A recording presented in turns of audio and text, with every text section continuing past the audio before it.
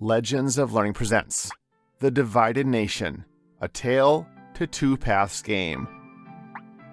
This is a U.S. history game that makes learning about comparing life in the North versus the South easy to understand.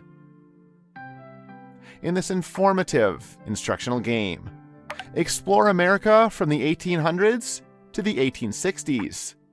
In Divided Nation, you are a young entrepreneur who creates a factory in the North and a plantation in the South.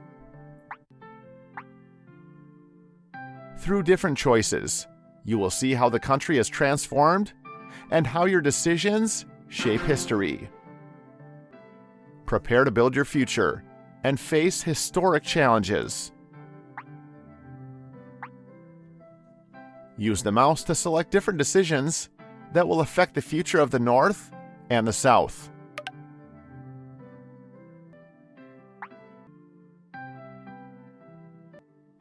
Read interesting facts about how decisions in the North and South affected development over time and altered the course of history.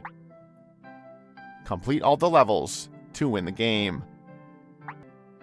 Enjoy playing.